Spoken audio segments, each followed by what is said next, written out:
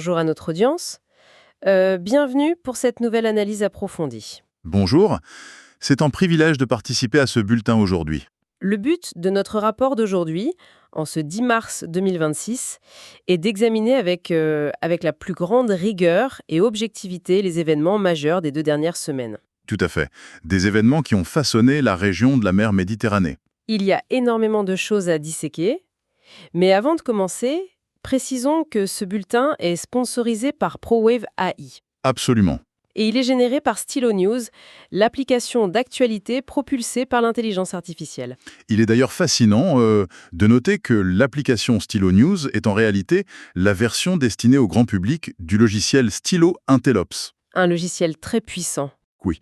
Pour ceux qui l'ignorent, il s'agit d'un outil conçu initialement pour les opérations des grandes entreprises, des gouvernements et des forces militaires. Donc, l'utilisation de cette plateforme offre à ceux qui nous écoutent un accès Unique, direct, oui. un instrument conçu pour soutenir les décideurs mondiaux. Exactement. Notre édition du jour s'intitule Point de tension en Méditerranée, attaque d'un méthanier russe GNL, escalade entre les États-Unis et l'Iran et traversée mortelle de migrants. Un programme dense. Très dense. La mission de ce bulletin est de procéder à une analyse des récents schémas d'événements, Nous allons évaluer leurs impacts au niveau local, national et international. identifier les décideurs clés, examiner les sentiments sur les réseaux sociaux et, enfin, anticiper les événements à venir. C'est le plan d'action de ce rapport. 3 mars dernier. L'incident de l'Arctic Métagaz. C'est ça. Un méthanier russe transportant du GNL, du gaz naturel liquéfié, Il a été attaqué et a coulé. à proximité des eaux territoriales de Malte. Le président russe Vladimir Poutine a immédiatement pointé du doigt l'Ukraine, l'accusant d'avoir utilisé des drones navals. Ce qui n'est pas un incident mineur. Loin de là, l'implication est monumentale. Cela signifie que le conflit ukrainien vient de franchir un cap géographique majeur. Un élargissement net. Utiliser des drones navals près de Malte, c'est frapper au cœur même des routes maritimes européennes. Cela redéfinit la sécurité maritime dans cette zone. Le fait qu'un navire commercial puisse être ciblé si loin de la mer Noire, Cela montre que le périmètre de risque s'est dramatiquement élargi pour l'ensemble de la flotte mondiale. et comme si cela ne suffisait pas, nous observons une convergence avec une autre crise sécuritaire. Oui, l'escalade au Moyen-Orient, Les rapports factuels font état de frappes menées par les forces américaines et israéliennes contre des installations liées aux capacités nucléaires présumées de l'Iran. et la riposte de l'Iran a été immédiate. Une vague de missiles et de drones. Ciblant des bases américaines sur une zone très vaste, au Bahreïn, au Koweït, aux Émirats arabes unis. Et même à proximité de Chypre, ce qui ramène l'attention directement en Méditerranée. Il faut aussi mentionner le contexte interne à Téhéran. Le décès du guide suprême, Ali Khamenei, C'est un élément clé, une période de transition délicate. ce vide de pouvoir potentiel rend les décisions militaires iraniennes beaucoup plus imprévisibles et, disons, potentiellement plus agressives. Une agressivité dont l'onde de choc se fait ressentir jusqu'en Europe. Particulièrement en Italie. Les sources indiquent que le niveau d'alerte a été relevé sur les bases américaines de Sigonella et d'Aviano. La première ministre italienne, Giorgia Meloni, est sur une corde raide diplomatique. Elle maintient les accords bilatéraux sur ces bases. Absolument. Tout en refusant catégoriquement toute implication directe de l'Italie dans ce conflit. C'est une posture de neutralité opérationnelle. Pendant ce temps, la Grèce adopte une approche différente. Elle renforce activement son rôle stratégique au sein de l'OTAN. L'OTAN qui soutient publiquement la préparation de ses membres. En effet. Si l'on se penche sur l'analyse de l'opinion via les réseaux sociaux, le sentiment est profondément fracturé. Très divisé, oui. D'un côté, un soutien ferme des alliés occidentaux envers ces mesures de dissuasion. Et de l'autre, De l'autre, des critiques prudentes. L'Organisation des Nations Unies, avec divers acteurs régionaux, appelle à une désescalade immédiate. ils redoutent les conséquences économiques. Exactement. Une déstabilisation du marché mondial de l'énergie. Les marchés financiers ont d'ailleurs réagi avec une grande volatilité. Les actions de ConocoPhillips, par exemple, ont grimpé en flèche. Les investisseurs anticipent des perturbations dans l'approvisionnement pétrolier. Ce qui nous amène logiquement à la question des réalignements géopolitiques autour de l'énergie. Oui, passons à la deuxième partie de notre analyse. La Turquie. La Turquie s'oppose fermement aux explorations d'hydrocarbures de la Grèce. Des explorations menées en consortium avec l'entreprise Chevron, au sud de la Crète. Ankara justifie cette opposition en invoquant son accord maritime de 2019 avec la Libye. Mais un détail frappant ressort de nos synthèses. Lequel? La Turquie réoriente une partie de ses efforts d'exploration vers la Somalie. C'est un mouvement stratégique fascinant. De la mer Égée à la mer Rouge. En se positionnant en Somalie, la Turquie étend son influence militaire et énergétique bien au-delà de son voisinage. Une véritable stratégie diplomatique et commerciale. Oui, Ankara cherche à s'imposer sur plusieurs points d'étranglement maritime. Et dans cette quête énergétique, la Libye semble jouer un rôle central. La Libye vient d'ouvrir son marché intérieur des carburants aux entreprises occidentales. Une décision pour réduire sa dépendance historique à l'égard de la Russie. C'est un signal diplomatique fort. Et en réponse, le gouvernement américain s'implique. Principalement lié à l'AFRICOM, le commandement des États-Unis pour l'Afrique. L'AFRICOM tente de favoriser l'unification des forces militaires de l'Est et de l'Ouest libyens. Des exercices militaires conjoints sont d'ailleurs prévus à Sirte. Mais sur le plan économique et social, la réalité libyenne reste très sombre. Le gouverneur de la Banque centrale Nadje Issa essaye de stabiliser la monnaie. Face à un taux de pauvreté qui atteint les 43%. C'est un chiffre très lourd pour un pays riche en pétrole. Et les divisions post-révolutionnaires demeurent. Les observateurs ont souligné la participation massive de la population aux funérailles de Saïf al-Islam Kadhafi. Cette affluence est un symbole des profondes fractures du pays.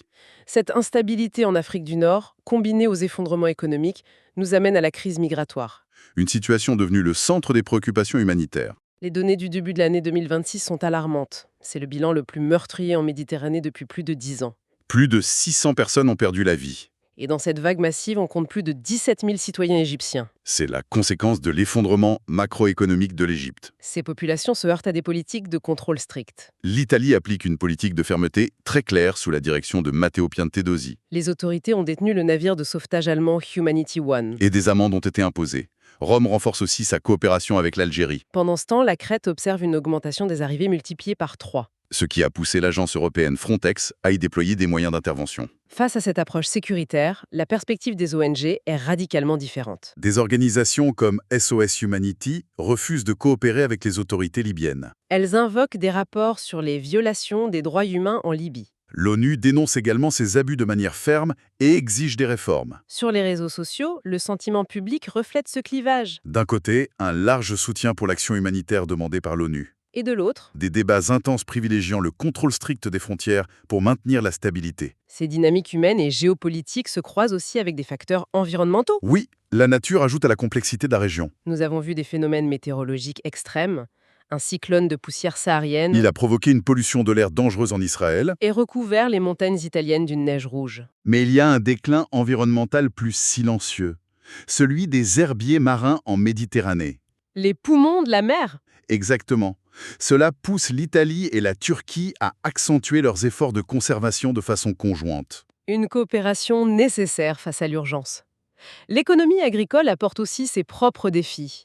La Tunisie enregistre une production record d'huile d'olive. Plus de 500 000 tonnes. Cela fait baisser les prix dans toute la région, Et cela suscite l'inquiétude des producteurs agricoles italiens. mais d'un point de vue de la santé publique, il y a de bonnes nouvelles. La Libye a officiellement éliminé le trachome. C'est un succès validé par l'Organisation mondiale de la santé, Une véritable lueur d'espoir au milieu de l'instabilité régionale. une réussite remarquable en effet. Nous arrivons à la dernière section de notre analyse, l'anticipation des événements. Il y a plusieurs développements à surveiller pour notre audience. D'abord, sur le plan de la surveillance militaire, Les opérations américaines et de l'OTAN autour des bases italiennes. ainsi que les potentielles discussions diplomatiques à Genève concernant le nucléaire iranien. Sur le front de l'énergie et de la défense, le mois d'avril 2026 sera chargé. Avec le sommet du Forum de l'énergie à Paris. Un rendez-vous crucial pour les investissements dans le GNL africain. Sans oublier les manœuvres militaires de l'AFRICOM prévues à Sirte. En ce qui concerne la politique migratoire Il faudra évaluer l'application du pacte européen sur la migration. et son impact sur les routes maritimes vers la Crète et l'Italie. Enfin, pour illustrer l'intérêt constant pour la stratégie de cette région, notons un détail culturel. La sortie prévue en mai 2026 du jeu vidéo de stratégie historique Sudden Strike 5. Ce jeu couvre les théâtres d'opération d'Afrique du Nord. Cela montre comment l'histoire militaire de cette zone fascine toujours le grand public. En écho à des figures historiques comme le stratège espagnol du XVIe siècle, Alvaro de Sandé. C'est un espace dont l'importance stratégique traverse les siècles. Pour conclure la partie analyse de ce rapport, voici une réflexion ouverte à méditer par les auditeurs. Une réflexion sur cette complexité. À quel point une région peut-elle être interconnectée lorsqu'une tempête de sable venue du Sahara dicte la qualité de l'air à Tel Aviv Qu'une récolte d'olives en Tunisie dicte les marchés italiens, et qu'un navire commercial coulé redessine les stratégies navales mondiales? On réalise que la mer Méditerranée n'est pas qu'une frontière liquide. c'est le baromètre le plus sensible de la stabilité mondiale. Parfaitement dit. Avant de terminer, rappelons que ce bulletin a été rendu possible par Stylo News, Stylo News est une application pour téléphone mobile et ordinateur. que les individus peuvent télécharger et personnaliser, Elle offre des notes de synthèse, des briefs de type renseignement, générés à partir de centaines de sources d'informations traditionnelles et de données de la plateforme X. une technologie de pointe pour des informations précises et factuelles. Il est donc fortement encouragé de s'abonner à Stylo News pour obtenir des actualités à la demande, propulsées par l'intelligence artificielle, en visitant www.stylonews.com. L'équipe remercie l'audience pour son écoute attentive aujourd'hui. L'audience est d'ailleurs invitée à suggérer des sujets pour les futures analyses de ce type. Et à suivre, la page Stylo News sur les réseaux sociaux préférés. Merci encore à tous ceux qui nous écoutent. À très bientôt pour un nouveau bulletin.